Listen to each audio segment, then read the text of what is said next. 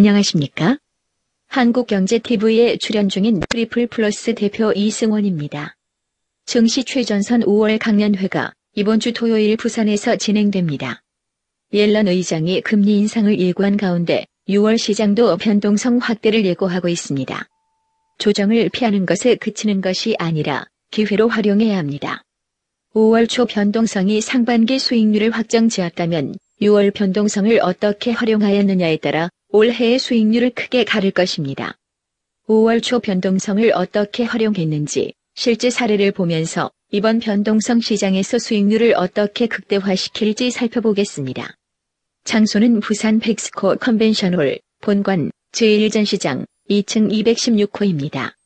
시간은 이번 주 토요일 5월 30일 오후 2시부터 5시까지입니다. 감사합니다.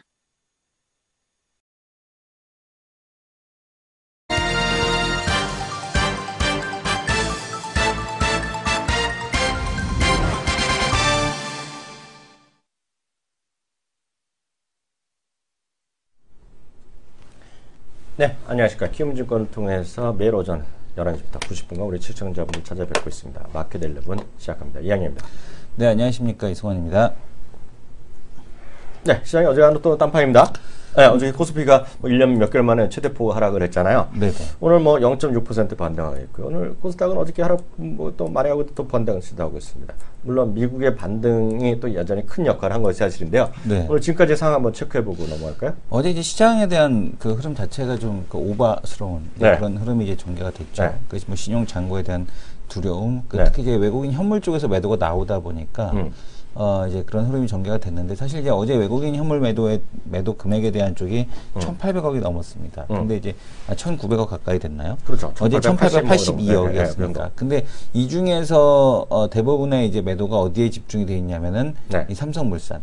에 대한 매도가 집중이 되어 있습니다. 네. 그러니까 그 제일모직 삼성물산 매도를 제외한다라면 사실상 시장에 대한 매도는 거의 없었다라고 이제 볼 수 있겠죠. 그래서 시장의 외국인들이 한국 시장을 판다라기보다는 삼성물산에 대한 매도 1,460억을 제외한다라면 삼성물산이 1,460억, 제일모직이 250억, 두 개 합치면 1,800억이거든요. 그렇죠. 그러면 이 1,700억, 이거 제외한다라면 사실 한국 시장에 대한 매도는 거의 없었다라고 보시면 될 것 같습니다. 네. 이제 시장에서 이제 그 바라보는 흐름, 이런 것들이 지금 이제 그 상당히 오바스러운 흐름에 대한 쪽이 시장에서 좀 그 진정되는 미국 시장에 대한 반등과 함께 이제 이런 흐름으로 지금 진행이 된다 이렇게 보셔야 될 것 같습니다. 네, 오늘 아침에 보면은요, 아까 이제 전체적으로 삼성물산 제외하면 크게 매도 사실 아니다 얘기하셨는데요. 일단 그래서 그런가요? 오늘은 모처럼 3일 만이죠? 외국인 순매수를 보이겠습니다. 물론 이제 장중에 나오는 건 참고 기준입니다. 정확한 수치일 수는 없잖아요. 네, 보면 지금 오늘 제일 많이 사는 거는 삼성 SDS 11%, 12% 올라가고 있죠. 삼성 SDS가 많이 외국인 사고 있고요. SK하이닉스 이러다가 다시 5만 원 찍게 생겼어요. 그죠? SK하이닉스도 저도 관심인데 이성훈 대표가 다시 한번 1년만 돼도 다시 얘기한다는 SK하이닉스. 그리고 잠시 후에 또 얘기하겠고요. 갈 때가 됐지. 1년 쉬었잖아요. 좀 이따 기회 드릴게요. 기회 드릴게요. 네이버가 오늘 네 번째로 많이 사겠고요. 롯데케미칼. 롯데케미칼은 지난번에 주가가 2,180 갔을 때 주도주였다고 저는 보거든요. 그러니까 시장에 그만큼 관심을 끌지 못했지만 제가 봤을 땐 주도주였어요. 근데 여하튼 롯데케미칼 오늘 또 외국인이 좀 사면서 1.9%. 그 다음에 이제 KT, 한미약품, SKCNC. SKCNC 이제 지배구조 관련주죠. 그래서 SKCNC 그리고 우선주가 두 개 들어있네요. 삼성전자 우선주, 아웃퍼시브 우선주가 코스피에서 외국인이 사는 주식. 반대로 파는 건요, 열심히 파는 건 삼성전자 팔고, 아모레퍼시픽 팔고, 기아차, 대한항공, 롯데, 칠상, 포스코, 두산중업, 두산중업도 파네요. 베nem산업, 등등 해갖고 쭉 대우건설까지요. 삼성중업까지 외국인이 파는 쪽이 쭉 나오고 있는 것이 지금까지의 흐름이 되겠고요. 코스닥도 말이 나온 김에 코스닥까지 제가 좀 마저 좀 봐드리겠습니다. 코스닥은요, 외국인 순매수는 셀트리온, 바이오로메드, 그리고 보령메디앙스, 셀바이오텍 같은 것들이 사고 있고요. 보령이가 오늘 또 상한가 들어갔죠? 특징으로 볼 수 있겠고요. 순매도 쪽에서 매도가 많은 것은 젠백스 뭐야? 원익이, 메디, SFK, 파트론, 서울반도체, 아모텍, 손오공이 여기저기서 요즘 얘기 많이 하잖아요. 그때 이성훈 대표가 말한다는데 손오공 대표 100%짜리일 텐데 아마. 이런 것들이 외국인이 좀 팔고 있다. 손오공 100%대네. 많이 올랐으니까 그런 겁니다. 저는 딱 그런 걸 싫어하는데 여튼 그런 것들이 여튼 시장에서 하여튼 움직임이 있다라는 정도 일단 말씀드립니다. 오늘 뭐 반등 역시 코스닥이 네. 세게 일단 들어오는 것 같습니다. 코스닥 종목들에 대한 반등폭이 네. 상당히 좀 강하게 네. 이렇게 전개가 되는 것 같고요. 네. 시장에 대한 흐름을 보게 되면은 네. 코스닥 종목들 반등률이 그러니까 네. 지금 1.4%가 진행이 네. 되죠. 코스닥이. 그러니까 네. 코스닥이 좀 더 세게 진행이 되고 있고요. 그다음에 그 코스닥 종목들 같은 경우는 지금 뭐 보령 메디앙스에서 보듯이 네네. 중국 관련 소비주들에 대한 흐름들 네. 여전히 강하다 이렇게 네. 보여집니다. 시장에서 이제 가장 강하게 움직이는 거 알리바바 티몰 이후 네네. 그다음에 면세점에 대한 얘기 계속 나오면서 면세점 어쨌든 간에 그 뭐 세계 최대 면세점을 짓겠다고 그러니까 그렇죠, 그렇죠. 이런 얘기 나오다 보니까 계속해서 이쪽이 강세일 수밖에 없는 상황이겠고 오늘 어쨌든 간에 이 호텔 신라 HDC 호텔 신라인가요? 네. HDC 그 듀티프리 그쪽에서 내용을 보게 되면 이번에 네. 뭐 SM하고 또 무슨 뭐 계약 뭐 협약을 체결을 했다 이런 얘기 나오고 있는데 네네. 이미 그쪽은 네. 확정 기정사실화하고 사업을 진행하고 있어요. 그렇죠. 아직까지 결정된 바는 없습니다만 이랜드도 홍대 네. 앞에 보면 그 GS 자이 그 큰 그게 있을 거예요. 네. 모델하우스 그 자리에서 특급 호텔 짓는다는데 야 호텔이 뭐니? 우리 과감히 걷다가 진짜 해갖고 그 자리에 정했거든요. 그 용산에다가 네. 그 어쨌든/간에 호텔 네네. 신라 해갖고 네네. 호텔 신라하고 HDC가 된다라면 네네. 현대산업개발 거기가 이제 컨소시엄이 된다라면 네. 그 갑자기 뜬금없이 뜬금없이 있다가 네. 벼락 뭐라 그러지? 그 재수 좋은 사람. 뭐야? 그러니까 뭐냐면 네. 용산 재개발대가 거기 뭐야? 네. 거기 개발돼서 네네. 그 사조 시푸드가 건물이 있는데 그 동네? 키움 파이낸스 있잖아요. 몰라. 키움 파이낸스 말고 키움 에셋 있는 빌딩이 사조 시푸드 빌딩이거든요. 저기 양재동 거기요? 아니 양재동 말고 삼성동. 그래 삼성도 알아요. 네, 삼성동. 거기가 그 사조 시푸드 그 빌딩이 가치가 더 올라간다. 뭐 이런 얘기를 했던 거거든 그때요. 그 삼성동 부지 개발되면서 가만히 앉아 있는데 와갖고 누가 돈다발을 확 던진 거잖아요. 그렇죠. 그렇죠. 그렇죠. 근데 이 돈다발을 또 누가 맞았느냐? 네. 서부 트럭 터미널. 네. 얘네가 용산에다가 호텔 짓고 있었거든요. 네. 용산에다가 네. 대규모 호텔을 짓고 있는데 네. 바로 그 앞에 저게 생기네 면세점이. 네네. 대규모 면세점이. 네. 가만히 앉아 있는데 돈다발을 확 두드려 맞은 거죠. 그러니까요. 네. 하여튼 그런 것들이 하여튼 시장에서 일단 보셔야 될 것 같고요. 오늘 보면 또 하나 이제 좀 올라가는 주식 중에 하나가 뭐 특징 좀 하고 나서 이제 이슈로 바로 들어갈 텐데요. 오늘 보면 현대글로비스가 올라가요. 네. 난데없이 올라가거든요. 네. 네네. 이거는 이제 전형적인 앞서 SK, CNC 이런 것들인데요. 특히 제가 말씀드렸다시피 원자법 초안이 나왔잖아요. 그러니까 네. 또 몇몇 증권사에서 더 뿜었네요.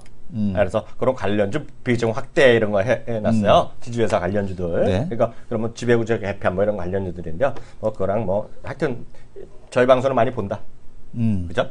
그 외에는 설명할 길이 없어요. 그러니까 논리적으로 그 주식이 지금 왜 올라가는지 설명할 길은 없다라고 저는 감히 말씀드립니다. 근데 여하튼 지금 오늘 코스피에서 살아있는 것들은 그런 것들이 살아있어요. SK, CNC, CJ, 그죠? 현대글로비스 뭐 이런 것들이 있어요. 지주회사의 성격이 있는 것들, 그죠?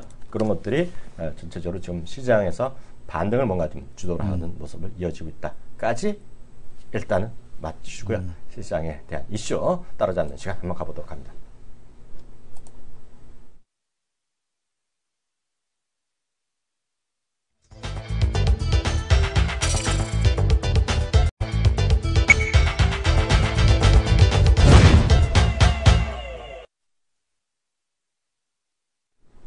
오늘은 말이에요. 이 시간에 항상 보이던 분이 지난주에 예고하고 떠나갔잖아요. 저희 네. 곁을 떠나갔잖아. 네. 그래갖고 시청자분들 약간 지겹고 그래서 할 수 없어. 오늘 또 이성훈 대표가 또 노래도 하고 춤도 추고 노래도 부르고 그죠? 오늘 얘기 좀 해야 되는데요. 오늘 이슈도 짚을 건데요. 오늘 미국 시장 잠깐 얘기하겠습니다. 오늘 미국 시장에서 강했던 주식이 한 2개 종목군 있어요. 이게 뭐냐면 대표적인 거가 바이오 주식이 다시 달렸다. 그죠? 바이오 주식 다시 달렸고요. 애플이 다시 달렸어요. 네, 그래 애플이 달렸는데 주가 잠시 한번 차트 좀 보여주시겠어요? 네, 보시면서 제가 설명드리겠습니다. 보시면요, 지금 보면 최근 한 달여 동안 시장이 좀 쉬었단 말이죠. 특히 애플은 항상 132달러 언저리에서 왔다 갔다 했는데요. 애플에 대해서 뭐 부정적으로 본 사람들이 여전히 많아요. 네. 그리고 지금 IDC 같은 경우에는 한 4년 후 정도 보면 점유율이 지금보다 떨어질 것이 불가피하다 얘기하는 반면에 상대적으로 보면 이제 이성훈 대표 되겠지만 결국 구글과 애플이 OS 싸움, 그죠? 사물인터넷 OS 썸 얘기하는데요. 어찌되었건 한 2% 정도 올랐어요. 차트 나왔어요? 네, 그래서 오늘 종가 기준은 약간 모자라는데요. 종가 기준은 사상 장중에도 약간 모자란데요. 이거 지금 사상치 효과 흐름 가고 있습니다 지금요. 그래서 애플 차트 아직 준비 안 됐어요? 잠시 아직 안 되고 그리고 있어요. 또 하나 이제 같이 보여주시면 될게요.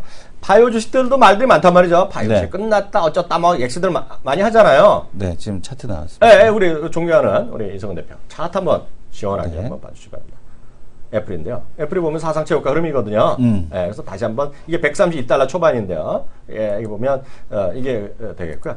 IBB 한번 쳐보세요. IBB는 그 나스닥의 우리 바이오테크 지수가 되겠는데요. 이것도 역시 IBB도 체육과 흐름입니다. 지금요. IBB. 이거 보면 이거 지금 보면 IBB X 된다 뭐 또 얘기했잖아요. 바이오 버블이나 아니냐는 얘기하는데. 계속 말씀드리면 이 바이오 쪽은 결국은 미국의 오바마 케어와 관련돼 있다라고 보셔야 됩니다. 그렇기 때문에 워낙 약값이 올라가는 거예요. 약값. 그것이 당뇨뿐만 아니라 다 올라요. 약값이. 그러다 보니까 자꾸 상식적으로 제네릭 상품, 제네릭한 건 카피 제품이거든요. 그러니까 아스피린의 카피 뭐 이런 식이에요. 그러니까 대표적인 게 타이레놀 이런 거잖아요. 그런 것들이라고 상식적으로 보시면 되겠고 또 뭐가 있어? 하여튼 카피 제품이 저런 거죠. 88정 이런 거란 말이죠. 그런 게 이제 제네릭이 됐고요. 바이오시밀러나 바이오시밀러 올해 처음으로 지난번에 허가가 난 거고 그래서 제네릭 상품을 특히 제네릭 상품을 처방할 때 의사들한테 인센티브를 줍니다. 너희들이 이거 싼 거 했으니 하는. 물론 그거는 의사가 한다고 하는 게 아니라 환자가 오케이를 해야 돼요. 나 똑같으니 뭐 싼 거 먹을래 이런 사람이 있어야 되는데 그거에 대한 인센티브를 주겠다는 거거든요. 그것이 지금 큰 하나의 흐름이고 거기에 고령화가 같이 맞물려 있다. 그래서 결국은 이 바이오나 이런 쪽 섹터를 좋아하는 사람이 많아요. 근데 보면 늘 말씀드리지만 우리나라 관련주들 오늘 오르잖아요. 그런 것들이요. 그죠? 뭐 100%짜리도 있고 안 하는 거 있고 다 올라가는데 늘 말씀드리지만 어떤 특정 주식을 할 때는 시청자분 제일 잘 알고 확신 있는 걸 사셔야 돼요. 몸으로 시작하는 거 있잖아요. 대한민국 키움증권은 100%짜리니까 우리가 말하면 안 되잖아요. 100% 아닐걸요, 이제? 100% 거예요, 그게. 근데 보면 100%는 100%가 아니에요? 100%네? 여전히 100%죠. 하지만 그걸 말하면 안 돼. 하여튼 100%인데 그런 거를 그러니까 여러 가지 많다는 얘기죠. 근데 저도 얘기하고 다른 분들 얘기했지만 이거 주동 전문가도 그저께 얘기했지만 본인이 확신을 갖고 아는 거 그런 걸 가셔야 되겠다. 근데 그런 게 모르면 어떻게 하느냐? 어떻게 하느냐? 저는 분명 말씀드릴 수 있는 것이 여러분들이 쓰시는 HTS 상에서도 미국 바이오, 한국 바이오 관련된 ETF가 있단 말이에요. 그게 거래가 더 잘 돼요. 미국 바이오 살 수 있는 게 있어요. 추정하는 것들이 있어요. 뭐 코덱스나 타이거에서 만드는 게 있거든요. 그런 거로 충분히 우리 시청자분들이 대안이 될 수 있다. 무슨 얘기인지 아시겠죠? 좀 더 적극적으로 대응하시면 좋을 것 같다 말씀드리겠습니다. 이성훈 대표도 다른 얘기 좀 해주세요. 네, 지금 내용을 보게 되면 처음처럼 순하리 1000만 명 판매가 돌파가 됐습니다. 내일 아마 1000만 병에다 플러스 알파 좀 이루어지지 않을까 이렇게 보고 있는데요. 그거 뭐 놓자고 하는 얘기였고 핵심은 지금 내용을 잠깐 볼 필요가 있을 것 같은데 이 얘기를 좀 잠깐 보겠습니다. 정부에서 증권사와 보험사, 핀테크 업체에게 외환 송금을 허용해주겠다. 그건 대박이죠. 이거 진짜 대박이죠, 대박. 이거 대박인데 이거만 해줘도 사실은 만약에 이제 이거를 핀테크로 해서 해외 할 때 핀테크 업체들이 이용해서 내가 뭐 카카오톡을 했는데 그죠? 뭐 카카오톡하고 연계하는 업체들이 있어요. 근데 카카오톡을 통해서 미국에서도 딱 받는다. 돈을 받을 수 있다. 그래서 거기서도 받을 수 있다라면은 이 환전 수수료가 많이 이 수수료 자체가 많이 다운되는 거지 않습니까? 세이브 되겠죠. 경제하려면 은행보다 하면 걔네들 싸게 하지 않겠어요? 그리고 이제 이 오가는 금액이 매우 크단 말이에요. 왜냐하면 이 송금하는 이 금액 자체가. 맞습니다. 그래서 이 외화 송금에 대한 쪽을 보험사, 증권사, 핀테크사도 가능해진다라는 이 뉴스 자체는 지금 은행에게는 매우 악재다. 대박 악재죠. 특히 이제 외환은행에게는 매우 악재. 대박 악재, 대박 악재. 대박 악재라고. 재앙이죠, 대양. 대재앙이라고. 또 어디가 재앙인지 알아? 어디가 재앙입니까? 불법 환치기 하는 사람들. 대재앙이죠. 대재앙이죠. 왜냐하면은 이거는 지금 어마어마한 뉴스를 며칠 전에 나온 건데 24일 날 나온 거긴 하지만은 주말에 나왔어요. 상당히 의미 있는 그런 뉴스라고 보고 있습니다. 그래서 이 180만 명에 달하는 외환 송금에 대한 하는 사람들이 이 핀테크사를 통해서, 그러니까 사실 뭐 증권사를 통해서 하기만, 그러니까 증권 계좌에서 우리 돈 보내려면 얼마나 불편합니까? 또 은행으로 돈 보냈다가 은행에서 또 다시 또 보내고. 짜증 제대로 나죠. 증권 계좌에서만 된다고 하면 사실은 이제 증권사도 체크카드 이제 할 수 있잖아요. 그렇죠. 증권사도 체크카드 할 수 있는데 증권사에서 외환 송금까지 바로 하게 한다라면 사실은 이제 증권이 외환 업무에 대한 쪽도 이제 그 대부분의 은행 업무가 가능해지는 네. 이제 그런 상황이 될 수 있다는 얘기죠. 네. 그러니까 공과금 납부까지 이제 다 되고 그 다음에 뭐 그 통신사 결제라든가 뭐 이런 것까지 다 되게 되면 네. 사실은 이제 은행에다 굳이 네. 그죠? 네. 은행에다 굳이 그 진행할 필요가 없다라는 얘기죠. 그렇죠. 그러니까 뭐 CMA 계좌가 있는데 그럼요. 이런 데는 좀 매우 유리해질 거고요. 네. CMA랑 같이 운영이 되는 곳 네. 이런 데는 매우 유리해질 거고 네. 그다음에 그 은행에 대한 그 파일을 계속해서 갉아먹는 뉴스에 대한 쪽이 나오고 있더랍니다. 요거를 좀 보셔야 될 것 같고요. 그래서 지금 보게 되면은 하나 앞서가는 은행이 또 하나 있죠. 네. 은행 같은 경우도 안 되겠다.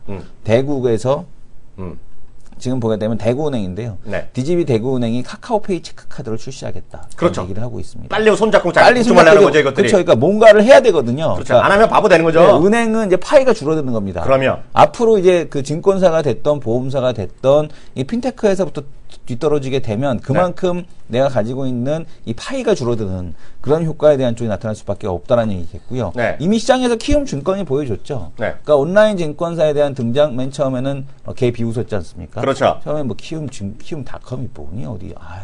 누가 돈 내니? 그다가 누가 돈을 갖다 주겠니? 이런 거 이랬잖아요. 무서워서 뭐 한 100만 원, 200만 원 하는 사람들 가겠지 뭐. 그렇죠. 이런 얘기 했었지만 이제는 아니거든요. 지금 최고의 증권사가 됐죠. 그 10년째 지금 마켓시어 1위를 하고 있는. 중국이나 이런 데서 여기 키움증권 벤치마크하러 오잖아요. 그렇죠. 그러면 네. 당연하죠. 그런 흐름이 나타나듯이 지금 네. 보게 되면은 네. 이 핀테크를 놓치는 이제 은행 뭐 금융사는 네. 결국에는 그 파이가 뭐 네. 완전히 망하지는 않겠지만 네. 파이가 계속해서 줄어드는 그런 흐름이 연결될 수밖에 없다는 겁니다. 그래서 지금 보게 되면은 외환송금 허용해 주는 거 매우 큰 이벤트고요. 그다음에 카카오페이에 대한 체크카드를 출시하는 대구은행 같은 경우는 그래도 좀 은행이지만 네.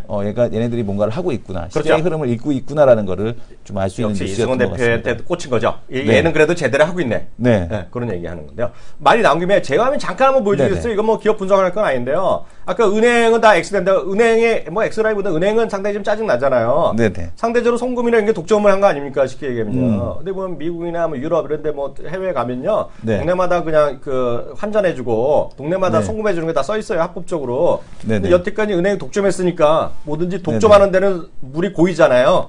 그렇죠. 뭔가 비싸게 받을 거 아닙니까? 네네. 경제하면 다 내려가겠죠, 그죠? 그러니까 당연히 100을 혼자 먹던 것이 뭐 20이라도 뺏기면 20만큼 악재죠. 은행도 마찬가지죠. 은행도 보면 상대적으로 외환은행이 제일 머리 아프면 상대적으로 개인 기반의 영업이 제일 적은 대형 시중은행이 어디야? 어디예요? 기업은행이죠. 제 화면 한번 잡아주세요. 기업은행. 신한금융투자가 신한금융을 쓴 게 아니라 기업은행을 썼어. 전 여기 제목 이게 뭐 전 추천하는 게 아니라 제일 그래도 피해가 적을 것이고 제일 적극적으로 해볼 만한 놈이 어디냐? 예를 들어서 은행에서 예를 들어 이런 거죠. KB금융은 은행 많잖아요. 지점이 많잖아요. 국민은행이나 주택은행 합쳤으니 적극적으로 내가 은행을 무점포은행을 만들겠다 은퇴를 하면 그 직원들이 좋아하겠어? 싫어하겠어? 싫어하죠. 읽어보세요. 제목 보세요. 제목만 보면 이해가 됩니다. 저는 그냥 내용만 보겠습니다. 인터넷 전문은행 설립 시 경쟁력 제거 전망. 다시 말씀드리면 저는 의견을 묻는데 굳이 은행이라면 기업은행이다라는 정도는 생각 갖고 있어요. 저는요. 제목만 일단 보겠습니다. 이거 레포트 시간이 아니라 그냥 말이 나온 김에 찾아보는 거예요. 네. 내용 좋죠. 네. 상대적으로 적은 지점수의 한계 극복 및 소호란 건 뭐야? 1인 기업들 소규모 기업이잖아. 네. 정부에서 이런 거 하라는 거잖아요. 소기업 대출 등 특화 상품 출시 가능 이런 거 있잖아요. 이게 핵심이라는 얘기죠. 기업은행에. 그죠? 그러니까 네. 기업은행에 가서 개인들이 상대적으로 외환 뭐 송금하는 별로 없을 거잖아요. 네네. 뭐 있긴 있어도 별로 없었을 거 아니에요. 기업은행 해외 나간 게 또 별로 없으니. 그래서 네. 그런 거 오히려 괜찮다라는 생각 갖고 있습니다. 그리고 다시 말씀드리면 그게 어떤 개념이냐면 외환 송금 이런 거가 이런 거죠. 뭐 카카오페이가 됐건 이게 합법적으로 보면 좀 어려움이 있었지만 지금 이제 열어준다는 거잖아요. 네. 그러면 합법적으로 지금 카카오 월렛 맞죠? 네. 이승원 대표는 카카오 월렛을 내가 지금 미국 놈이고 미국 뭐 유학생이고 뭐 있다는 얘기야. 네. 예를 들어서 내가 출장 갔는데 내가 돈이 떨어졌어. 그러면 이 대표 나한테 돈 좀 보내줘. 그럼 그걸 보내줄 수 있다는 얘기거든. 그쵸. 그거가 핵심이거든요. 네네. 그잖아요. 지금 여러분들 이성훈 대표는 페이팔 계좌 없다 그랬죠? 페이팔 계정 있습니다. 페이팔 계좌 있으면 내가 그 친구를 얘를 등록해 놓잖아요. 페이팔을 한 이유는 간단해요. 뭐야? 아마존이나 이베이는 내 카드를 넣고 들어갈 그 아마존 같은데 내 카드를 넣고 결제할 수가 있잖아요. 근데 이 득보 사이트들 개인이 운영하는 사이트에서 물건을 받으려면 카드 결제를 넣으려니까 왠지 찝찝한 거야. 믿을 수가 없지. 네, 그래서 이러느니 그냥 페이팔로 하자 그래갖고 그러니까 어쩔 수 없이 페이팔을 썼어요. 제가 왜냐면 이거는 이제 국내에서 사업하시는 분은 외국이랑 거래하는 분은 페이팔 계좌가 100% 있다고 보시면 되거든요. 중소기업이나 이런 것들이요. 왜냐면 그쪽 편하니까. 근데 여태까지 그런 분들이 합법적인지 비합법적인지 저는 그건 모르겠는데요. 네, 제가 한 거를 솔직히 자수하면 제가 잡혀갈지 안 잡힐지 모르겠어. 제 친구가 이성훈 대표 물론 제 친구가 미국에서 뉴스는 안 나는데 아마 선거를 했는지 모르겠는데요. 네, 선거 그때 후원해줬죠. 주의회 출마했어 얘가. 그러니까 스테이트 의회 출마했어. 민주당으로 출마했어. 저는 보좌관으로 가겠습니다. 출마했어. 네. 영어 안 되잖아 자기는. 영어 안 되면 가서 배우면 되죠. 그래서 제가 했더니 그 친구가 하면서 제가 페이스북에 올리면서 친절하게 페이팔 계좌 후원 계좌를 넣었네. 네. 그래서 나랑 걔랑 친하거든. 걔 결혼 두 번 다 갔거든 내가. 네네. 결혼 두 번 다 가기 쉽지 않거든. 두 번 다 가기 쉽지 않죠. 두 번 다 갔어 내가. 네. 이 친구가 미국에 있는데 두 번 할 때 또 한국에서 또 와서 했네 이 친구가 나쁜 놈이. 또 갔어. 네네. 그래갖고 내가 또 할 수 없잖아. 네. 또 혹시 또 국회의원 되면 또 높은 사람 되잖아. 네. 100불을 내가 보냈거든요. 페이팔로 보냈어. 그거거든 지금. 근데 네. 이게 앞으로는 카카오도 된다는 얘기잖아. 카카오도 된다는 얘기. 딱 그 얘기잖아. 그러니까 그걸 여태까지 누군가 대신 해주던 놈, 대신 해주던 놈 있을 거 아니야. 그쵸. 머리 아프죠. 그게 은행이면 은행, 뭐가 되면 불법으로 환치기 하던 사람, 불법 환치기 하는 사람, 그게 머리 아파진다. 그 얘기입니다. 근데 아까 어떤 분이 그런 뭐에서 어떤 주식이 좋아요 그러는데 네네. 관련주는 없어. 네네. 그럼 관련주는 없어. 아직 누가 한다고 나선 적이 없잖아. 네. 그잖아요. 이제 카카오톡도 한다는 얘기고 페이팔은 저가 아니까 하는 건데 오늘의 초점은 은행이 머리 아프다. 이 얘기가 핵심이죠, 그죠? 네네. 네, 그 얘기입니다. 그래서 굳이 은행 중에서는 아까 얘기한 대로 대구은행은 뭔가 좀 변하려는 시도를 하고 있고요. 그래서 말씀드렸다시피 은행에서 굳이 한다 그러면 기업은행은 반발도 적고, 그죠? 상대적으로 누구나 할 수 있기 때문에 기업은행이 인터넷 전문은행이 빨리 가지 않겠느냐 이런 개념 그런 쪽에서 우리가 말씀드렸습니다. 무슨 얘기인지 아시겠죠? 네네. 그렇게 하시면 될 것 같고요. 다음 얘기 한번 해보겠습니다. 네. 담수 플랜트. 네, 담수 플랜트 사업 얘기하겠는데 담수 플랜트? 플랜트라는 거가 수처리 산업이거든요. 네. 대표님이 두산중공업인데 그 얘기 좀 해주신다면서요? 예, 지금 두산중공업 담수 플랜트 관련된 얘기인데요. 이제 세계 지금 담수 플랜트 사업에 날개를 달았다. 그러니까 수출입은행과 금융협력 MOU. 이게 담수 플랜트 사업이라는 게 사실은 이제 어려운 게 뭐냐면 그 금융을 이제 어떻게 끼고 갈 거냐. 비싸대요, 또 그게 그죠? 비용이. 네. 비용이 또 비싸단 말이에요. 그래서 이제 이거를 이제 금융을 끼고 가느냐. 그러니까 우리나라 이 플랜트가 이제 좀 약한 거, 일본이나 이런 쪽보다 약한 게 뭐냐면 금융 쪽이 약한 거거든요. 그렇죠. 그렇지 않습니까?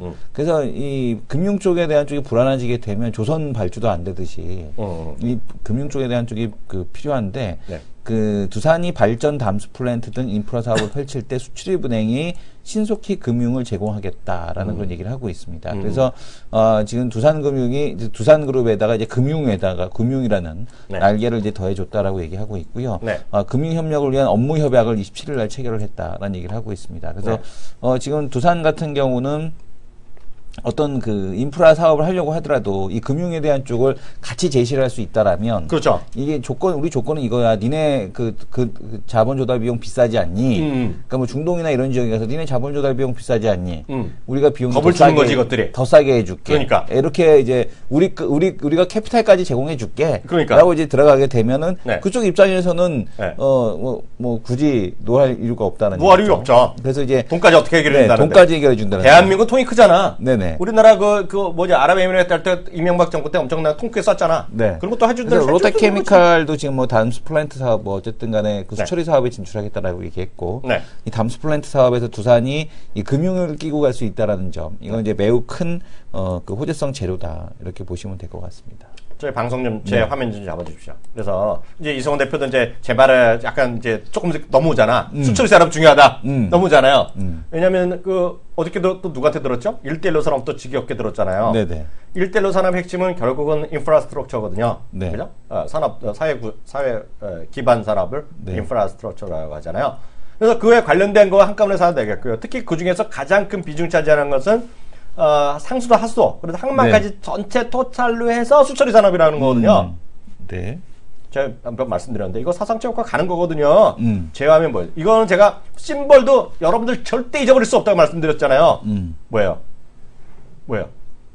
CGW. CGV는 극장이고요. CGW는 워터가 들어갑니다. 국외나임. 이거 꼭 기억하셔야 됩니다. 이거. 여기에 두산이나 이런 것도 있을지 모르겠고요. 전 세계에서 내놓으라는 비올리아, 인바이러먼트 이런 거 다 들어있어요. 이거가 특정 미국만 하는 게 아니라 전 세계의 수처리 산업입니다. 왜 지금 이런 뉴스가 나오냐? 아까 두산이나 나오냐? 이런 거 나오는 거 있잖아요. 네. 도레이 케미칼 왜 도레이, 그러니까 미국, 일본의 도레이 이런 것들이 다 수처리 산업 때문에 지금 미쳐 있는 거거든요. 이거 이런 쪽 한번 보시기 바랍니다. 특히 미국 해외 주식 보시는 분들 ETF입니다. CGW 꼭 외워두셔야 돼요. 이거는 좀 살이 되고 피해야 되는 그런 내용입니다. 아셨죠? 그래서 꼭 좀 갖다 보시면 좋을 것 같습니다. 다음 얘기는 이 얘기 한번 해볼까요? 고령운전자? 응?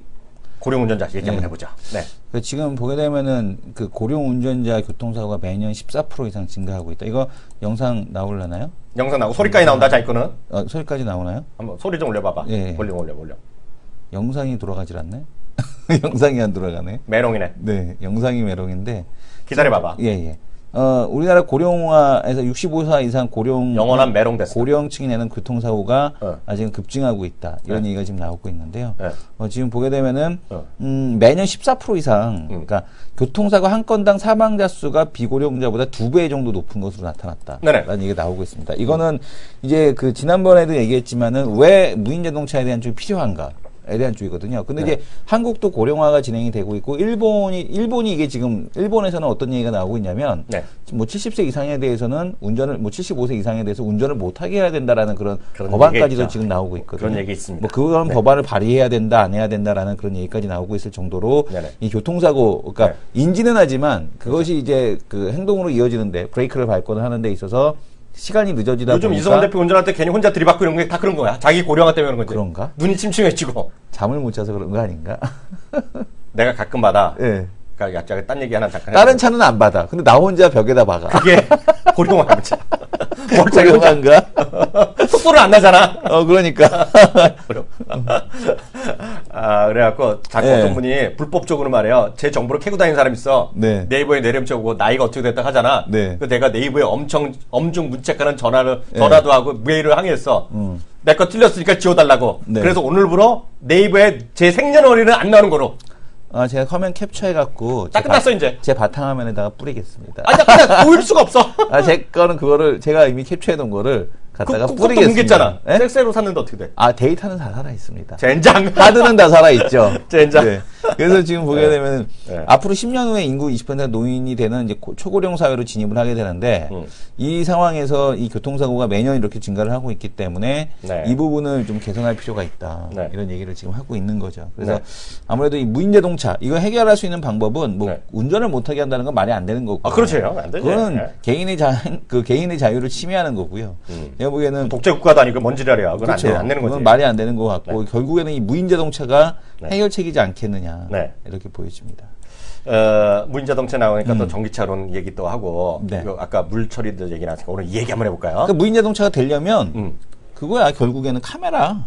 그래서 MC넥스잖아. 그래서 MC넥스. 그 다음에 보게 되면 MC넥스도 뭐 이상한 블랙박스 출시했는데, 그러니까 미동정보통신 MC넥스, 그러니까 카메라를 활용을 해서 그 이미지를 어떻게 이제 해석하느냐. 그리고 이제 센서 만드는 애들. 그러니까 파트론이 아직 실적은 안 나오고 있는데 이 센서 쪽에서 이 센서 쪽을 상당히 좀 많이 진행을 하고 있더라고요. 맞아요. 그래서 센서를 하는 업체들을 잘 보셔야 됩니다. 그리고 그게 이제 모아서 아직까지는 초기 단계인데요. 이제 보면 오늘 K5 신형이 이렇게 나온 뉴스 보셨는지 모르겠지만 K5 신형에는 또 무선 충전기가 들어갑니다. 그리고 ADS, 그게 그래서 통칭 ADS라고 그러는 거죠. ADAS. ADAS인지 ADS. 몰라. 미국에는 ADS라고 그러고 있거든. 근데 ADAS? 우리는 뭐라고 이거? ADAS. ADAS 한국말로? 따라줘야지. 이성훈 대표가 공돌이가 얘기하는 거. 그거 제가 작년에 이미 얘기했잖아요. 그러니까 ADAS 해갖고 요번에 그 액티브 브레이크 시스템, 그러니까 자동으로 브레이크 밟는 거가 요번에 K5에도 들어가거든요. 모르죠. 그거 나오면 제가 또 택시를 탈지 모르지만 지구에서 공개하지만 제가 K5 택시를 안 타거든요. 근데 뭐 모르죠. 좋아졌다고 하고 그런데 저는 괜히 뻥 튀겠다 그러거든요. 실내 공간 넓히는 건 싫어하는데 이성훈 대표 같이 그냥 큰 거 좋아하는 사람은 좋아할지 몰라. 하여튼 실내 공간 넓어졌다 엄청 강조하더라고. 신차에서. 근데 그게 중요한 게 아니라 전기차나 이런 거에 대해서 제주도 얘기를 LG그룹 한 거, 요 기사 한번 보는 것도 오늘 흥미로울 것 같아요. 그래서 아까 알아들었던 건데요. 이거는 제가 설명드리겠습니다. 이거 근데 나오나? 보시면요. 이게 보면 어저께 뉴스인 것 같은데 어저께 거의 1면 2면에 나온 건데요. 이거 한번 잡으세요. 제 화면 존경하는 PD님. LG의 도전인데요. LG가 그 지역별로 좀 열심히 가요. LG가 중국이랑 해갖고 벌써 3달 됐잖아요. 3달 됐나? 대통령님을 모시고 바이오, 헬스케어, 첨단 도시를 말씀드린 다음에 이미 알모레퍼는 그 다음에 또 한 20% 올랐어. 근데 보면 LG가 제주도를 탄소 없는 제로 도시로 만들어요. 제로 도시. 네, 완전히 한다는 거예요. 제로도. 여기서 흥미로운 거가요. 2030년까지 100% 신재생 에너지. 그러면서 전기차를 100% 가겠다는 얘기입니다. 지금. 네, 그래서 3조 규모 합작사를 설립해갖고 여기가 안 나고요. 여기 이제 약간 뻥까지 들어가는 건데요. 5만 개 일자리 창출이면 제주도에는 실업률이 없어지는 거지. 그잖아. 실업률 빵으로 갈 수도 있어. 5만 개 일자리 창출하는 겁니다. 그래서 3조 원금의 특수 목적 회사, 그러니까 SPC, SP 이런 거는 보면 증권 상장도 시키잖아요. SPC가 맞죠? 그죠? 그래서 그런 것들을 하겠고요. 그래서 중요한 거는 2015년, 그러니까 2030년이니까 앞으로 15년 후에 보면 그게 먼 것도 아니야. 근데 이성 대표랑 저랑 같이 늙어가니까 우리가 뭐 한 10년? 이제 55살 정도는 만나는 건가 우리가? 그러다 보면 이제 거기 만나는 거죠. 그 에너지 신재생 비율에 우리가 같이 할 수 있다. 이게 뭐 하는 거죠. 그래서 그 LG그룹과 그 부산 제주도에서 이 양반 누가 원희룡인가 이 사람? 제주도지사. 뭐 이런 거 하고 있다는 거죠. 그래서 이런 것들이 태양광, 풍력, 신재생 에너지 여기 다 들어가는 거야 되고요. 그래서 그래서 자세한 거 보면 제주도를 탄소 없는 섬 추진하면서 풍력 태양광을 늘리고요. 연료 절지 발전하고 에너지 저장 장치, 그러니까 ESS잖아요. 그러니까 이게 되면 하여튼 쉽게 얘기해서 LG화학 이런 거 해갖고 많이 해먹겠다는 얘기죠. 쉽게 얘기하면. 그래서 관련주들 보면 LG전자, LG화학, LG CNS, 서브원인데요. L전자는 완전 매롱돼 있잖아요, 지금요. 지금 대한민국에서 매롱된 주식 큰 것 중에 2개가 있다. 뭔지 아세요? 현대차랑 L전자. 큰 것 중에서 완전 매롱돼 있어. 완전 저점이야. 그래서 현대차 오늘 좀 반등 시도하다가 나서 꼬꾸라지는데 이거 지금 연중 최저치 깨질 가능성이 있거든요, 지금요. 그래서 현대차 그리고 L전자 이런 게 있고요. 그래서 LG그룹의 어떤 신재생 에너지 역량 총동원해서 하는 건데 이거는 분명히 앞으로 하겠다고 MOU 정도 하는 거니까 모르지만 이런 것들이 여기저기 왜냐면 LG가 이런 거 하면 삼성이 가만히 있겠어? 삼성 더 큰 통크게 강원도를 전부 다 하겠습니다. 이럴 수도 있고. 그러잖아요. 그래서 앞으로 모르죠. 그래서 이런 것들이 아마 시청자분들이 조금 이런 쪽에 더 좀 시각을 넓혀서 할 필요가 있다라는 생각을 갖고 있습니다. 무슨 얘기인지 아시겠죠?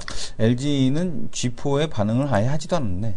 뭐가요? G4 뭐죠? 네, 갑자기 G4 얘기가 아니 카메라 갑자기 그 얘기가 왜 나왔냐면 이거 좀 이따 보고서 때 해야 되는데. 그러니까 그 얘기 조금 이따 하겠고요. 오늘 보면 어저께 그 얘기 잠깐 하겠는데 왜냐면 지금 중국이 말이죠. 오늘 5천 찍느냐 안 찍느냐 그러잖아요. 근데 이 사람이 이분이 지금 그 회사를 그만두고 싶은가 봐. 누가? 증권사 중국 센터장이 중국 시장이 한계가 다 달았다. 누군지는 모르겠어. 왜? 지금 뭐라 그랬냐면 중국 펑완성 리서치 센터장 중신증권이면은 좀 그래도 그만두려고 그러는데 자기가? 이분이 하반기 5,000에서 5,500이 박스권이다. 중국 증시 한계에 다다랐다. 저 양반이 이번에 삼성증권에 가서 한 거잖아. 세미나 했을 때 나온 거잖아. 우리가 저 사람 봤잖아요. 봤죠. 지난번에 하나대투 때 봤죠. 하나대투 때 내가 짜증 제대로 냈잖아요. 딱 물어보려고 화장품을 딱 물어 손을 들라 그랬더니 어떤 애가 슬쩍 젊은애 쑥 가더니 중국어로. 그러니까 저는 영어로 하려고 그랬거든요. 영어로 질문하는데 얘가 중국어로 유창하게 하는 거야. 내가 푹 갔잖아요. 기억나죠? 약고 죽어서. 완전 약고 죽었잖아, 그때. 그래, 그 다음 질문부터 영어 하려다가 확 죽어갖고 내가 그냥 자연스럽게 우리 자리를 막 잡고 일어났던 바로 그 양반인데요. 이분이 지금 뭐냐면 상하이 증시가 하반기에 5,000에서 5,500 박스권 등락을 보일 거다. 그래서 펑원성 리서치 센터장이 메리어트 호텔에서 같은 기자간담회에서 중국 증시 급등 속도는 앞으로 제한적일 것이다라고 이렇게 전망을 했습니다. 그래서 지금 삼성증권에서 이제 진행한 저건데요. 중국 증시 상승세가 다 한계대로 다다랐다고 보는 이유는 크게 2가지. 첫째는 단기 과열이고요. 그다음에 두 번째 같은 경우는 그다음에 이제 쭉 보게 되면은 두 번째는 이제 미국 기준금리 인상에 대한 영향으로 인해서 글로벌 이동성 축소가 아무래도 영향을 주지 않겠느냐 이런 얘기를 하고 있습니다. 그리고 또 이제 은행과 부동산 산업이 조정 국면에 진입을 했다라는 얘기를 하고 있고 쭉 보게 되면은 중국은 한두 차례 정도 기준금리를 추가 인하할 것이다. 근데 이제 이 기준금리를 추가 인하하게 되면 우리도 여기서 한다고 전전님께서 어제 네. 그렇게 얘기를 했죠. 그래서 이제 그 전전 이코노미스트도 네. 국내에 한 차례 정도에 대한 추가 인하 정도는 열어둬야 되지 않겠느냐 맞습니다. 이런 얘기를 했고요. 예. 그다음에 그 뉴 이코노미 산업이 성장할 수 있는 여지가 마련돼 증시가 박스권에 집어들더라도 신산업에 대한 신상태 그 주요 종목들은 주가 상승세를 이어갈 것이다. 네. 이거 제일 싫어하는 거죠, 우리 개인들이. 뭐요? 지수는 제한적이나 종목별 장세가 이어질 것으로 예상되는 가운데. 제일 싫은 게 아니라 저는 뭐 평생 전 그거 하는 사람이니까. 그러니까 뭐냐면 종목 장세가 이제 계속 된다는 건데 뉴 이코노미가 뭐냐? 그럼 정말 짜증나는 얘기 해줄까요? 환경보호, 의건보력, 의료보건. 제 친구가 있어요. 제 친구가. 거꾸로 읽어도 이렇게 읽을 수가 있니? 대표님, 의료보건. 네, 이걸 얘기합니다. 제 친구가 있어요. 네네. 어저께 저희가 미팅을, 어저께 또 뭐 하반기 프로젝트 때문에 일을 하고 저희가 5시, 6시쯤 갔잖아요. 네. 근데 이 알그모로는 나쁜 놈이 있네, 제 친구가. 네네. 제 초등학교부터 고등학교까지 친구인데요. 이 친구가 나를 배신 때렸어요. 예? 네. 뭔 배신이냐면, 저한테 평생 주식 얘기를 안 하거든요. 네. 얘가 전화가 있어, 난데없이. 왜냐면, 저는 그런 제가 하는 일을 누구한테 말을 안 하는 성격이잖아요, 제가요. 네. 저희 방송을 본대요. 그러니까. 네, 만호. 유튜브나 이런 걸 어저께인가 팟빵이가 유튜브로 봤다는 거예요. 어제 방송하고 있는데 안녕하십니까. 저는 채널 K를 통해서 알게 된 누구누구입니다 하고 방송 중에 제가 네 알겠습니다. 감사합니다. 지금? 하고. 아니 12시 방송. 네. 진지하게 얘기하잖아. 네. 진짜 잠깐 끼지 마요. 심각한 거야. 전화가 왔어 한 7시쯤? 어저께 6시 반쯤 그때 막 저는 지하철 타고 버스 타고 집에 가잖아요. 저 그런 사람이 없잖아요. 그리고 버스 타고 가는데 갑자기 전화가 왔어. 근데 웬만하면 안 받는데 아는 놈이야. 그리고 뭔 일 있나 해갖고 그런 거 갑자기 저녁 때문에 누구 이제 어르신들 돌아가신 이런 거잖아. 그리고 야 무슨 일이 있냐 그랬더니 황영아 그러는 거야. 왜 그랬더니 불러줘 이 새끼야 그러는 거야. 냈다. 뭐를? 10배짜리 많다 그랬잖아. 나 미친놈. 진짜로. 그래서 내가 오십시오. 저희가 강연할 때 오십시오. 그 얘기가 아니라 강연회가 아니라 하는 거야. 그래서 그래서 내가 너한테 불러줄 왜 있냐. 그냥 저 채널 K 방송 열심히 보고 우리가 강연할 때 들으라 그랬어요. 근데 그걸 심각하게 얘기하더라고. 왜 치사하게 내가 너랑 사이가 어쩐데. 그래서 밥 마시는 거 사줄게. 고기 살게. 야, 내가 미친놈들아 했더니 해갖고 전화가 한 거야. 근데 제가 보면 그게 중요한 게 아니라요. 제가 지금부터 말하는 거 10분 동안 얘기했다, 5분 동안 얘기했다니까 집중해서 봐주세요. 중 얘기했는데요. 지금 보면 어저께 중기 또 급등하는 걸 보면 또 MSCI 어저께 FTS에서 약간 발표했잖아요. MSCI 중국 이걸 얘기 많이 하잖아요.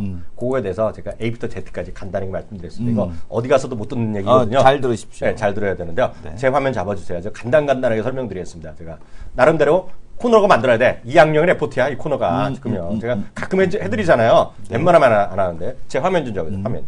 이거 좀 크게 해줘야 되는 게 또 센스가 필요하네요. 크게 어떻게 하지? 크게. 이제 그럼 됐죠. MSCI 뭔지부터 궁금하잖아요. MSCI 약자입니다. 모건 스탠리 캐피탈 인터내셔널의 약자예요. 근데 보면, 모건 스탠리가 발표한 지수인데 왜 중요하냐면 전 세계들이 쫓아다닌다는 거예요.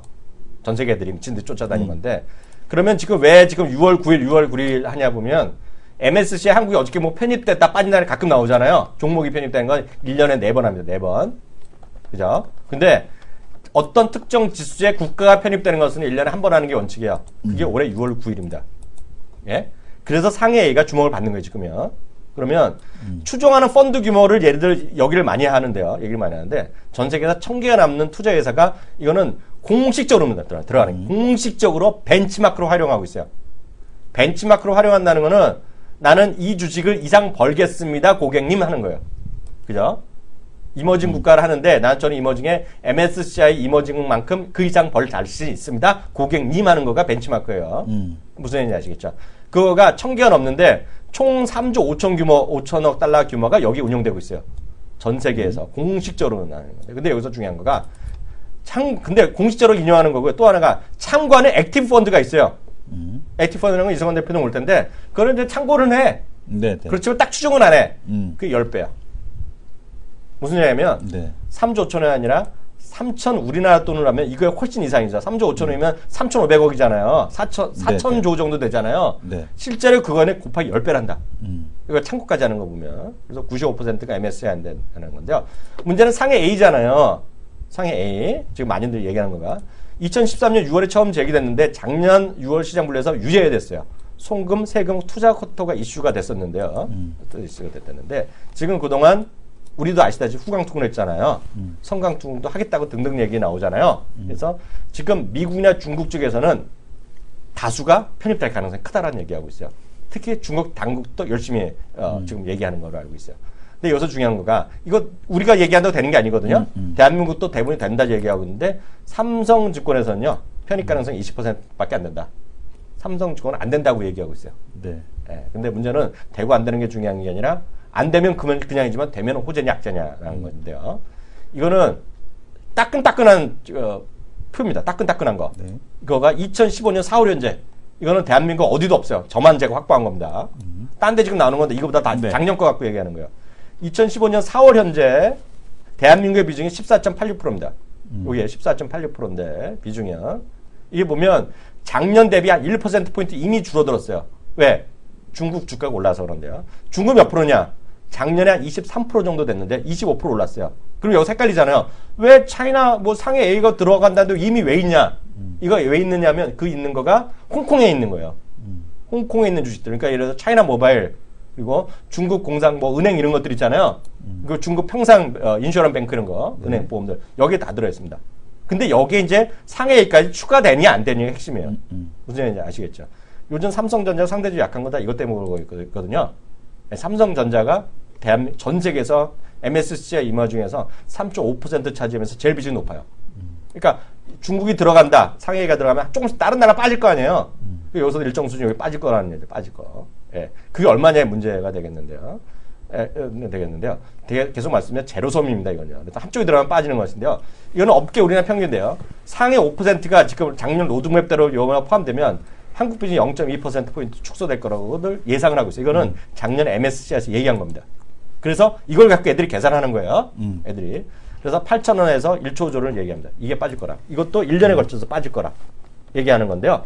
여기서 중요한 거가 액티브 펀드 여기에 5배에서 10배거든요. 그래서 8억에서 10조 정도 보는 게 무난할 겁니다. 무슨 얘기인지 아시겠죠? 그래서 4조에서 그 이상 4조에서 10조 정도가 충분히 가능성이 있다. 무슨 얘기인지 아시겠죠? 그래서 그거를 액티브 펀드를 사람들이 많이 빠져놓고 얘기한다는 거고요. 여기 보면 일부에서 몇십 조 얘기하는 거는 상해가 100% 편입될 가능인데요. 그럴 가능성은 지금 쉽진 않아요. 왜냐면 상해가 만분대로 사는 게 아니잖아요. 한도가 있기 때문에. 네. 그래서 아니라고 보셔야 될 것 같아요. 다만 어떤 경우라도 악재는 지금 불가피한데 문제는 더욱 문제는 이것도 업계에서 제일 먼저 얘기하는 건데요. 여기까지는 일반적인 얘기고 제 주장은 미국의 자산운용사, 그죠? 은행, 증권사들이 엄청나게 지금 푸시를 하고 있습니다. 지금. 네. 그래서 MSCI 이머징 내 상위 A가 포함될 경우 고객들 대상, 기관 투자자행으로 대대적인 세일즈 마케팅 할 거라고들 얘기를 많이 하고 있어요. 미국 방송이나 이런 데서. 무슨 얘기인지 아시겠죠? 네네. 새로운 상품 열리면 적극 그 상품 만들 거란 말이죠, 얘네들이요. 예, 그래서 추종하는 것들이요. 그래서 이거가 상당히 우리한테 보면 악재일 가능성이 크죠. 예, 그래서 이것이 제일 무섭습니다. 지금 3조, 5조 이게 중요한 게 아니라 새로운 상품들이 많이 쏟아질 가능성이 크다. 그래서 미국에서 노림수는 바로 이거다. 무슨 얘기인지 아시겠죠? 그럼 또 하나 마지막 질문하는 분은 이거야. 그럼 우리나라 선진국 가면 그만이다. 왜냐하면 계속 선진국 얘기가 있었잖아요. 4년 때. 근데 이걸 또 기억 못 하신 분들이 맞아요. 작년 6월에 발표하면서 대한민국은 워치리스트에서 아예 빠진 거 아세요? 워치리스트에서? 아예 빠졌어요. 기억 못 하시잖아요. 이성대도 까먹었죠? 네네. 완전히 빠졌어요. 우리나라는 지금 선진국에 들어갈 가능성이 없어요. 왜? 송금이라든가 우리나라 이것도 그 환전에 대한 제약 이런 것들을 많이 있거든요. 공매도에 대한 부분도. 네, 그래서 그게 해결이 안 됐잖아요. 네. 4년 동안 냅뒀는데 대한민국에서 개선된 게 없어. 말로만 해달라 그랬어. 네. 그래갖고 아예 짜증나고 빼버렸어, 아예. 그래갖고 이것도, 물론 통금 결단이 누군가 있으면 되겠죠. 야, 대한민국 왜 안 나? 빨리 넣어 그러면 되는 거야. 근데 그럴 가능성이 별로 없죠. 그래서 현실점에 가게 되면 또 워치리스트에 올라오고 또 오르기 때문에 또 3-4년, 최소한 3-4년 후에 걸린다. 그래서 당분간은 중국은 계속해서 올라갈 비중이 커질 가능성이 있거든요. 그럼 대한민국은 호재다, 악재다? 그럼 분명히 악재입니다, 이거는. 왜? 그만큼 상해에서는 엄청 호재라고 보고 있어요, 이거요. 그래서 그걸 일단 보셔야 되겠습니다. 그럼 대응 전략은 어떠냐? 지금이라도 해외 주식 투자 관심 가지셔야 된다. 무슨 얘기인지 아시겠죠? 전 세계 금융시장에서 대한민국 금은 1.5%밖에 안 된다.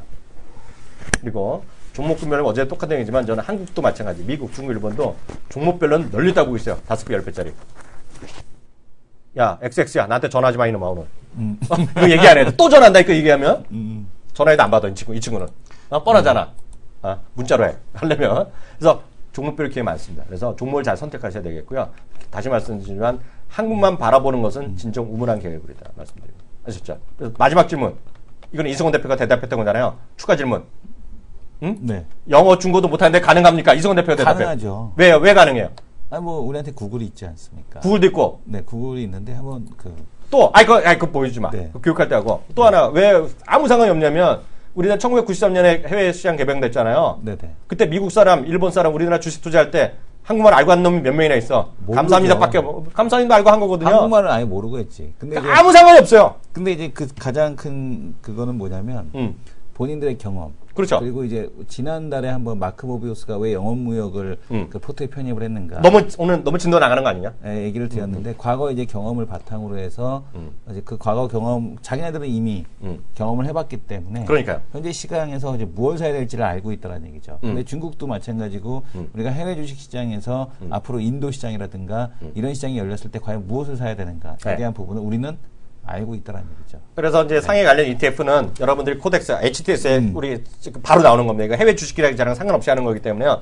시청자 알아서 판단하셔야 될 것 같고요. 그것도 우리 강준희 위원이라든가 이재석 전문가 많이 있잖아요. 네. 중국 통도 있고 물론 저도 좀 알지만 그래서 하여튼 계속 말씀드리지만 중국이 됐건 미국이 됐건 한국이 됐건 뭐 일본이 됐건 간에 5별 배치 엄청 많다. 전 진짜 생각하고 있어요. 그래서 시청자분들 하여튼 그거를 어저께도 말씀드렸다시피 뭐 전체적인 시장이 6월에 어떻게 된다 변동성 커진다 전 솔직히 개소리고요. 그게 중요한 게 아니라 어떻게 종목을 잘 갖고 가느냐 어떻게 움직여 나가느냐 이런 것들이 있잖아요. 그죠? 네. 네. 그래서 그런 게 오히려 낫다라는 생각을 갖고 있습니다. 마지막으로 다음 코너 들어가고 잠깐 다음 코너 들어갔 다음에 2부 들어갑니다.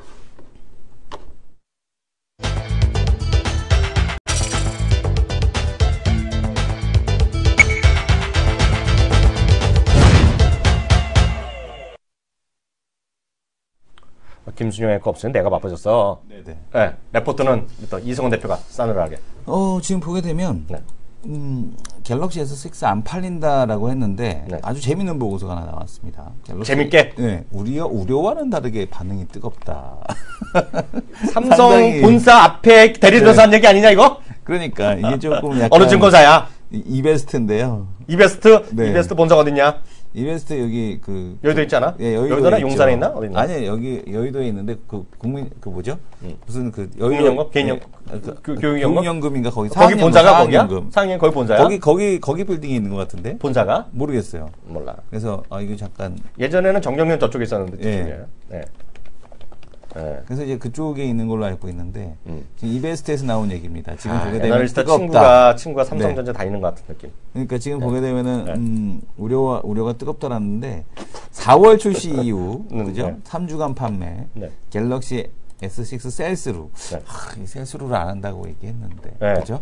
셀아웃으로 하겠다라고 했는데 근데 어쨌든간에 610만 대로 시장의 우려와는 다르게 잠깐만 이승원 대표 몇 년 만이야 이거 5만 원 찍었네. 아이스카니스 감축드립니다. 이승훈 대표님. 네. 다시 한번 한국경제에서 요즘 얘기 많이 하신다는 첩보를 들었습니다.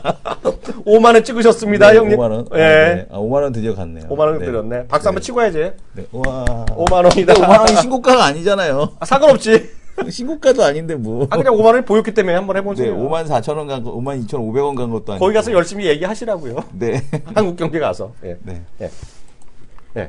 그래서 지금 보게 되면은 그 셀스루 물량이 610만 대, 그러니까 지금 다르게 호조세로 판단이 되고 있다라는 했는데 플랫 모델이 330만 대, 엣지 모델이 240만 대로 거의 지금 엣지는 그러니까 시장 예상치보다 훨씬 더 지금 많이 나가고 있는 거죠. 그러니까 S6가 덜 팔리는 이유가 뭐냐면 그러니까 엣지 모델은 한 20%밖에 안 팔릴 줄 알았는데 이게 지금 훨씬 더 많이 팔리고 있는 겁니다. 생각했던 것보다. 그래서 지금 이제 요 물량을 못 대서 지금 안 팔리고 있다라는 얘기 하고 있고요. 초기 일일 평균 판매량이 30만 대. 그죠? 지금 갤럭시 S4 대비해서 26.6%가 증가했다라고 얘기하고 있습니다. 그래서 지금 4월 마켓 쉐어가 24%, 1월 이후 매우 증가되고 미국은 마켓 쉐어 33%로 9개월 만에 다시 1위를 탈환했다. 좋은 얘기네. 있습니다. 그래서 지금 보게 되면은 400불 이상 스마트폰 마켓 쉐어에서는 38%로 43%를 기록하고 있는 1위 애플을 바짝 추격하고 있다라는 얘기를 하고 있습니다. 그래서 글로벌 점유율로 놓고 보게 되면 지금 보게 되면은 뭐 이런 거는 그냥 좀 읽어보시면 될 것 같고요. 그다음에 엣지 중심으로 판매가 호조세라고 판단이 되고 있다. 근데 요 부분에 대해서는 말이 많습니다. 그러니까 단가가 높아서 긍정적이다라는 쪽도 있고 네. 반면에 S6 엣지가 이 수율이 안 나와서 네. 저거 있잖아요. 유리. 네. 그 수율이 안 나와서 네. 요거가 돈이 안 된다라는 네. 그런 얘기들도 지금 두 가지 지금 의견이 상당히 좀 팽팽한데 네. 이거는 실적이 나오는 거 좀 봐야 될 것 같고요. 네. S6 효과만으로는 그러니까 지금 보게 되면 4월에 S6 효과만으로 나왔는데, 네. 지금 보게 되면 2, 3분기 중에 마켓슈어 정상화가 된다라면은, 네. 이것이 이제 실적이 다시 반영이 되지 않겠느냐, 네. 이런 얘기를 하고 있고, 부품주 전체 2분기 강한 실적 개선이 네. 전망된다. 그래서 지금 스마트폰 부품주를 다시 봐야 된다. 최근 어쨌든 좀 다시 오르더라고요. 그러니까요. 네, 근데 이런 얘기를 지금 하고 있습니다. 그래서 우려와는 달리, 긍정적이다라고 했는데, 출시 이후 3주간 판매인데, 네. 글쎄요. 공식적인 발표는 아직까지는 없는 상황입니다. 저는 뭐 네. 이쪽에서 열심히 발표하신 거니까 1000만 대 나간다 그러는데 1000만 대가 안 나와서 그런가? 아니 몰라. 난 그냥 있는 그대로 그냥 받아들일 뿐이고요. 판단은 시청자분이 하셔야 되는데 모르겠어요. 제 눈에는 갤럭시 S6를 사는 일 잘 보이지가 않으니 좀 주위에 많습니다. 좋은 친구들이네. 그냥 방송하는 분들 중에서도 벌써 한 4분이 그래요? S6 엣지거든요. 그 S6는 못 봤어. 엣지밖에 못 봤어요. S6를 갖고 있는 사람 플랫 모델은 본 적이 없고 S6를 샀다 하면 전부 엣지예요. 그래요? 예. 하여튼 뭐 잘해서 돈 많이 버시기 바랍니다. 네. 네. 갤럭시 S6 사셔갖고 돈도 많이 버시고 대박 끝나시기 바랍니다. 하여튼 오늘 1부는 여기까지 하겠고요. 저희는 2부에 돌아와서 오늘 또 초대 손님 있잖아요. 오늘 초대 손님은 또 목요일에 나오신 분은 또 서부장님 나오신 날이죠. 서부장님 나오시네요. 네. 모시고요. 좀 시장에 대한 좀 냉정한 판단 그리고 6월 시장 중심을 어떻게 봐야 될지 얘기하는 시간 갖도록 합니다. 잠시 후에 뵙겠습니다.